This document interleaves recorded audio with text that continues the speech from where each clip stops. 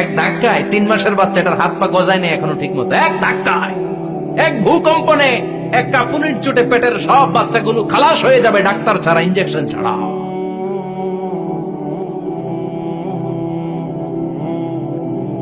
সেদিন যখন আল্লাহ একটা ভূমিকম্প তৈরি করবে, পৃথিবীটাকে যখন নাড়িয়ে দিবে, কাঁপিয়ে দিবে, একটা পাহাড়ও টিকবে না, সবগুলো পাহাড় তুলার মতো ধ্বনিত হতে থাকবে, মানুষগুলো ছিন্ন বিচ্ছিন্ন হয়ে ডানে বায়ে ছিটকে পড়বে, চন্দ্র সূর্য আলো থাকবে না, মানুষের চোখগুলো ছানা বড়া হয়ে যাবে।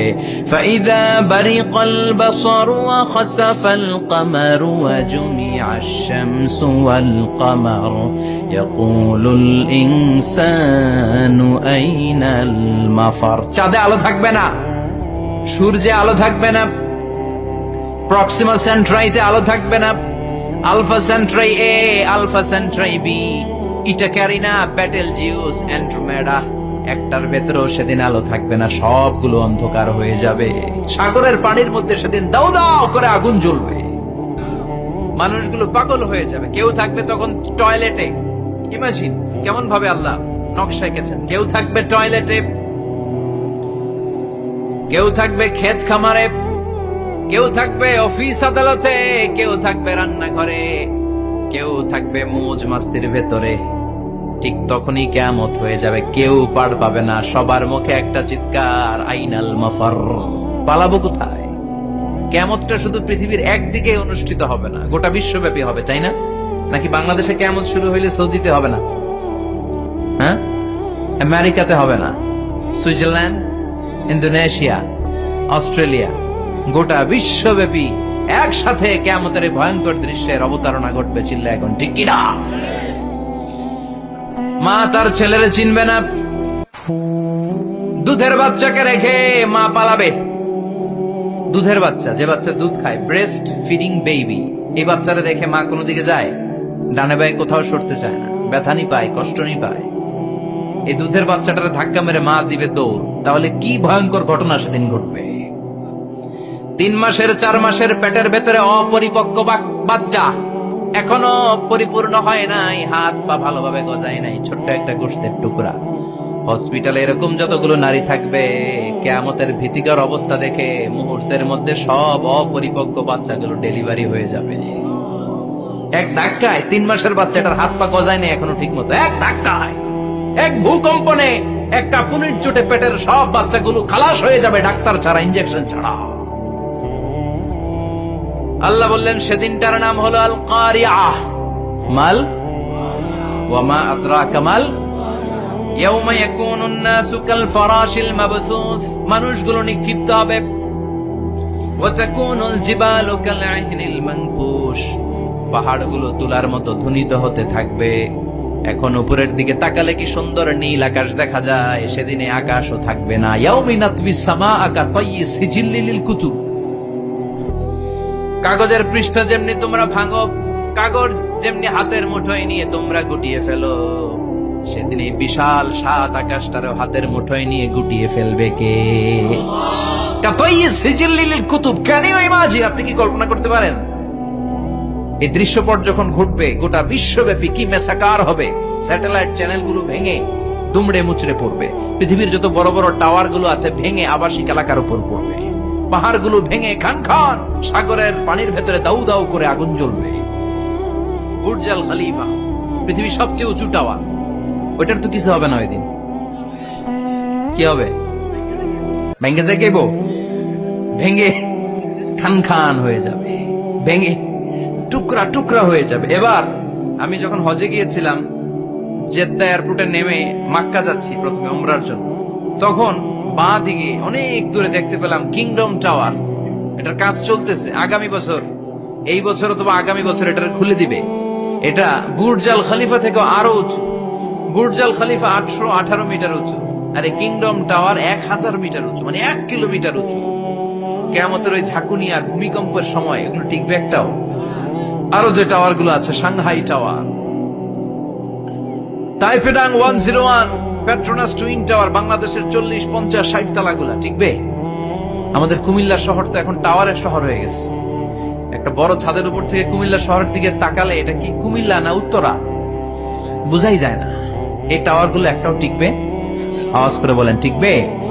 সে কথাই আল্লাহ বললেন, আল কারিআতু মাল কারিআতু ওয়া মা আদরাকা মাল কারিআ ইয়াউমা ইয়াকুনুন নাসু কাল ফারাশিল মাবথুস ওয়া তাকুনুল জিবালু কাল ইহনিল মানফুশ। কি দৃশ্য আল্লাহ আঁকলেন!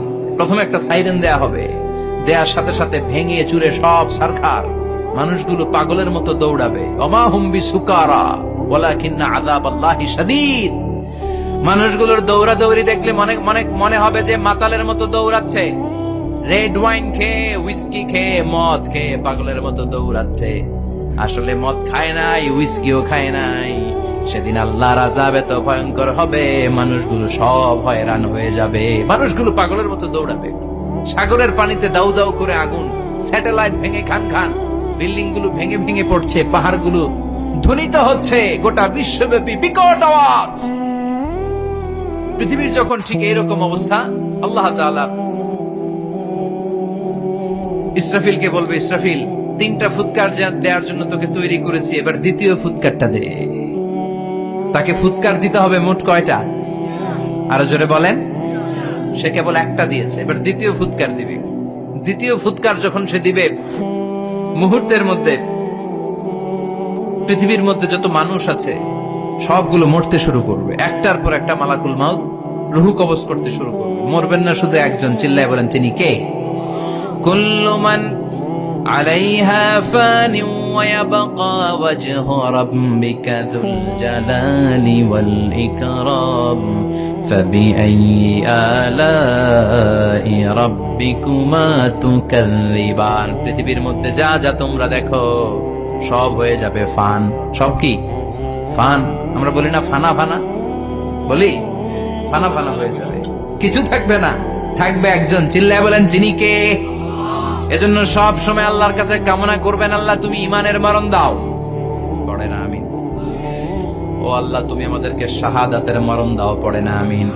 আমাকে শহীদ করে সেই মিছিলে শামিল করে নিও, যে মিছিলের নেতা মীরে হামজা খোবায়েবে খাব্বাব আল্লাহর কাছে ছিল অতি প্রিয়। শামিল করে নিও, আমাকে শহীদ করে সেই মিছিলে শামিল করে নিও। পড়েন আমিন? বিশ্বনবী বলেন, শাহাদাতের তামান্না নিয়ে যদি, অন্তরে শাহাদাতের ইচ্ছা নিয়ে যদি, শাহাদাতের তামান্না নিয়ে যদি কেউ বিছানার মধ্যে ডায়রিয়া রোগে আক্রান্ত হয়েও মারা যায়, হার্ট অ্যাটাক করেও মারা যায়, স্ট্রোক করেও যদি মারা যায়, কিন্তু অন্তরে যদি শাহাদাতের তামান্না থাকে, কিয়ামতের ময়দানে শহীদদের সাথে তারে দাঁড় করাবে কে? ঈমানের পথে অবিচল থেকে আমার মরণ যেন হয়। পড়েন আমিন? আমার সাথে সাথে বলেন, ঈমানের পথে অবিচল থেকে আমার মরণ যেন হয়। তোমারই কাছে মিনতি আমার, তোমারই কাছে মিনতি আমার, মহামহিম দয়াময়। ঈমানের পথে অবিচল থেকে আমার মরণ যেন হয়। পড়েন আমিন? ঈমানের মৃত্যু এক, আল্লাহ ছাড়া কেউ দিতে পারে না। শাহাদাতের মৃত্যু আল্লাহ ছাড়া কেউ দিতে পারে না। এজন্য আখের যদি ভালো হয়, সব ভালো তার, শেষ ভালো যার। বিশ্বনবী দোয়া করতেন, আল্লাহুম্মা রযুকনা হুসনাল খাওয়াতিম, আল্লাহুম্মা রযুকনা হুসনাল খাওয়াতিম। প্রতিদিন সব সময় নামাজের পরে পড়বেন, আল্লাহুম্মা রযুকনা হুসনাল খাওয়াতিম, আল্লাহুম্মা রযুকনা হুসনাল খাওয়াতিম। আল্লাহ আমাদের শেষটাকে ভালো করো, আমাদের শেষটাকে তুমি ঈমানের উপর করো। পড়েন আমিন? অনেক আল্লাহওয়ালা নামাজি শেষ জীবনে মুরতাদ হয়ে যায়, নাস্তিক হয়ে যায়, আছে না নাই? মুফাসসির ইসলামের নাম শুনছেন? অনেক ইসলামের বয়ান দিত লোকটা শুরু থেকে আমি তাকে চিনতাম।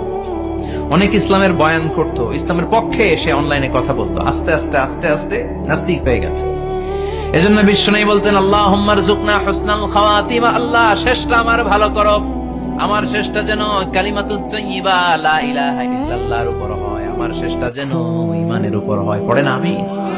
এক সাহাবা জিহাদের ময়দানে, বুখারীর বর্ণনা, যুদ্ধের ময়দানে সে সামনে যাই পাচ্ছে, লা তাজিদু শাযযা ওয়ালা ফাযযা ইল্লা ইয়াকতুলু বিসাইফি, বিশাল তলোয়ার নিয়ে আল্লাহু আকবার বলে বলে কাফের আর মুশরিকের বাচ্চাগুলোর কচুকাটা করছে।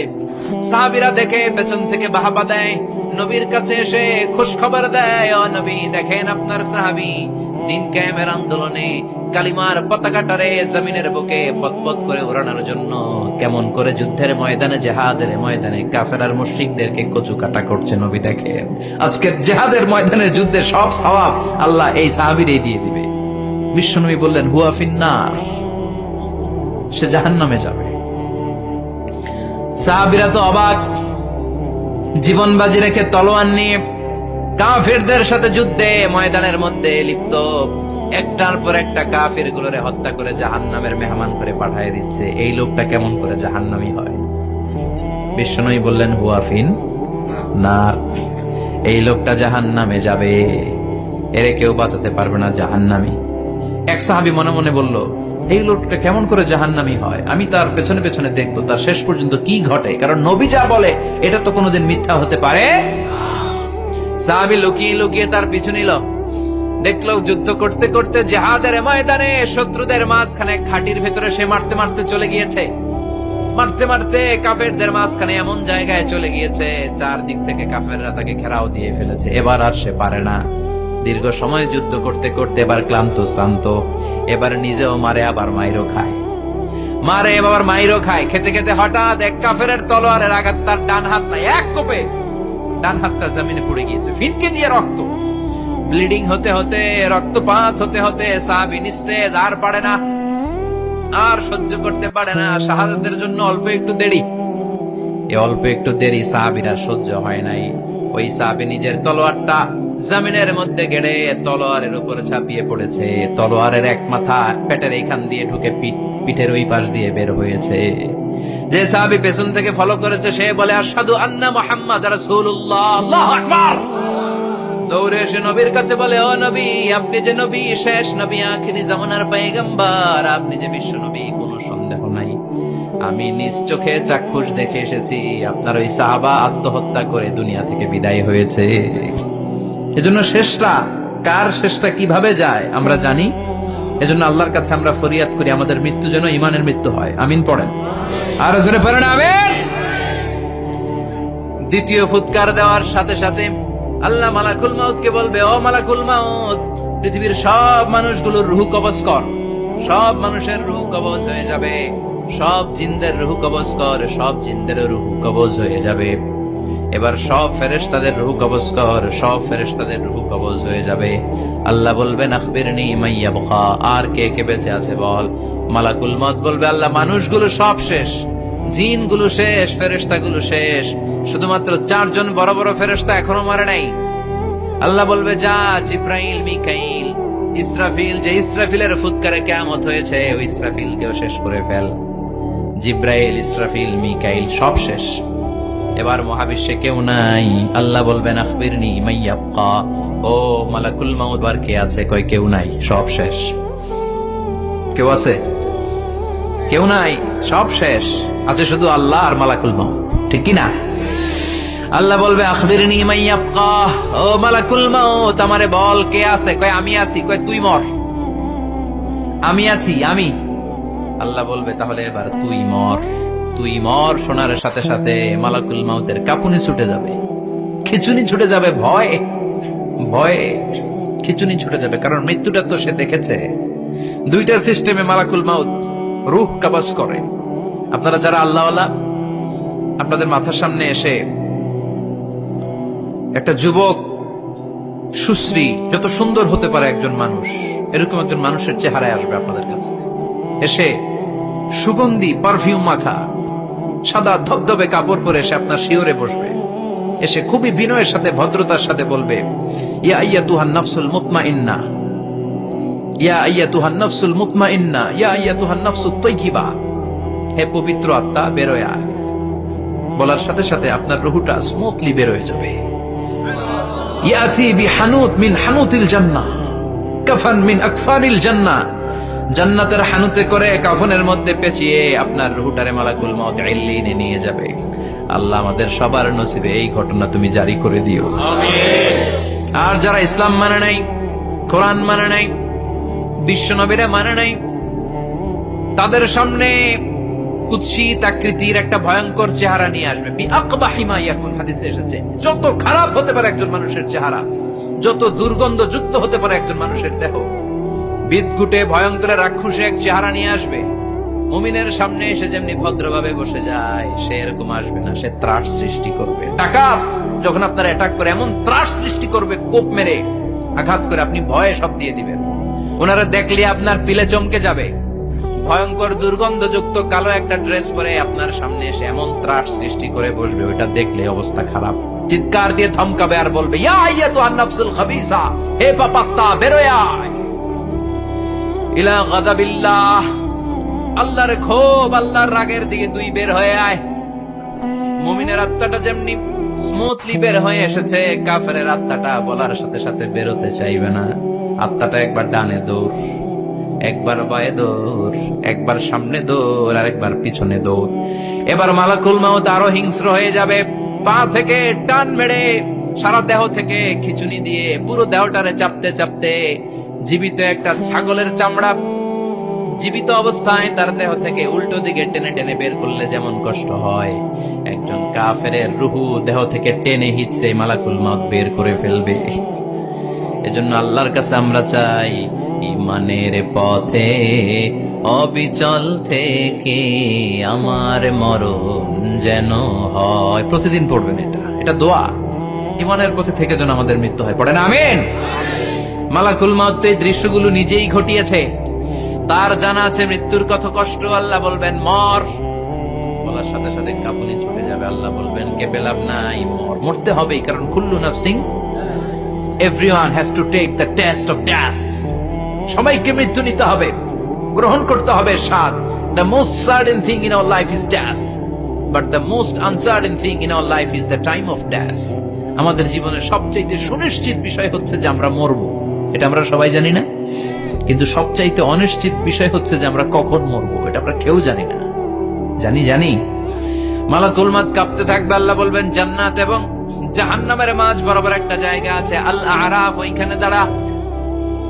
ওইখানে দাঁড়িয়ে মালাকুল মউত বিকট একটা চিৎকার দিয়ে সারা পৃথিবীর মানুষগুলো, ফেরেশতাগুলো যেমনি দুনিয়া থেকে বিদায় হয়েছে, মালাকুল মউত তখন বিদায় হয়ে যাবে। সেদিন বিকট একটা চিৎকার মেরে তিনি বিদায় হবেন। বিশ্বনবী বলেন, মালাকুল মউতের মরণের সময় সেই চিৎকারটা ওই দিন এত ভয়ঙ্কর হবে, দুনিয়াতে যদি তখন মানুষ থাকতো, কিয়ামত ঘটানোর জন্য আলাদা করে ইসরাফিলের সিংগায় ফুৎকার দেওয়ার আর দরকার হতো না। মালাকুল মউতের মরণের কষ্টের ওই চিৎকারের আওয়াজ শুনলে মানুষগুলো সব কানের পর্দা ফেটে জমিনের মধ্যে তখনই লাশ হয়ে পড়ে যেত। মালাকুল মউত এখন আর নাই, ডানে বায়ে সামনে পেছনে কেউ নাই, একজন ছাড়া, তিনি কে? আল্লাহ তখন বলবেন, ইয়া আরদু আইনা নাহারুকি, পৃথিবী তোর নদীগুলো কই, বিল্ডিং গুলো কই, রাজা বাদশা গুলো কই, পৃথিবীর নাজ নেয়ামত কই, ভোগের দুনিয়া আজকে কোথায়, অহংকার দাপট আর ক্ষমতার বড়াই আজকে কোথায়? লিমানিল মুলকুল ইয়াউম, who belongs the kingdom today, আজকে ক্ষমতা কার? চিল্লায় বলেন তো, সেদিন ক্ষমতা হবে কার? লিমানিল মুলকুল ইয়াউমা লিল্লাহিল ওয়াহিদিল কাহ্হার, ক্ষমতা সেদিন কারো নয়, ক্ষমতার মালিক একজন, তিনি কে? সব ক্ষমতার মালিক আল্লাহ, কেউ নাই, সব মরে গেছে। এভাবে যে কত হাজার কোটি বছর আল্লাহ একা থাকবেন এটা আল্লাহ জানেন, আমরা কেউ জানি? ইসরাফিলকে আল্লাহ বানিয়েছিলেন সিংহায় 3টা ফুৎকার দেওয়ার জন্য, চিৎকার করে বলতে হবে কয়টা? দিছে কয়টা? বাকি আছে কয়টা? এবার রব্বুল আলামিন ইসরাফিলকে জীবিত করবেন, জীবিত করে বলবেন তাড়াতাড়ি 3য় ফুৎকার দিয়ে তোর ডিউটি শেষ কর। সুবহানাল্লাহ পড়েন। ইসরাফিল এবার 3য় ফুৎকার দিবে। 3য় ফুৎকার দেওয়ার সাথে সাথেই পৃথিবীর বিভিন্ন প্রান্ত থেকে, মহাবিশ্বের বিভিন্ন প্রান্ত থেকে মানুষের জিনগুলো দাঁড়াতে শুরু করবে। বিমান দুর্ঘটনায় যারা মারা গিয়েছে, ছাই হয়েছে, ছাই থেকে উঠে দাঁড়াবে। তিমি মাছের খাবার হয়ে সাগরের মধ্যে মিশে গিয়েছিল, সাগর থেকে দাঁড়াতে শুরু করবে। পাহাড়ের মধ্যে যারা মারা গিয়েছে, পাহাড় থেকে উঠবে। হিন্দুদের শ্মশানের মধ্যে যেখানে লাশ পোড়ানো হতো, ওখান থেকে দাঁড়াবে। মানুষগুলো কবর থেকে উঠবে, যে যেখানে মারা গিয়েছে সেখান থেকে দাঁড়াবে। মিনহা খালাকনাকুম ওয়া ফিহা নুঈদুকুম ওয়া মিনহা নুখরিজুকুম তারাতান উখরা। মাটি থেকে বানালাম, মাটির কবরে পাঠালাম, আবার মাটির কবর থেকে দাঁড় করায় দিবে কে? মানুষগুলো দাঁড়াবে। মুমিন বান্দারা চোখ কচলাতে কচলাতে বলবে, মান বাআসানা মিন মারকাদিনা। قالوا من بعثنا من مرقدنا هذا ما وعد الرحمن وصدق المرسلون। মুমিন বান্দারা চোখ ডলতে ডলতে বলবে, ঘুম ভাঙালো কে? ঘুম ভাঙালো মরার কুকিলে। ঘুম ভাঙাইয়া গেল রে মরার কুকিলে, কয় না? এটা মরা কুকিল আবার ঘুম ভাঙায়, ব্যাটারি দিছে মনে এটার ভিতরে। আমার ঘুম ভাঙালো কে? মুমিনরা, আপনারা। দাদা আসছে, আনন্দের ঘুম দিবেন সেদিন কবরে। তিনটা প্রশ্ন আপনারে করা হবে। মার রব্বুক, তোর রবের নাম কি? তোমার ধর্মের নাম কি? এই লোকটারে চিনো নাকি? ওনার নাম কি? এবার বলবে তিনটা প্রশ্নের উত্তর কোত্থেকে শিখলা? কও কোত্থেকে শিখছেন? বলতে হবে কোরআন থেকে শিখেছি।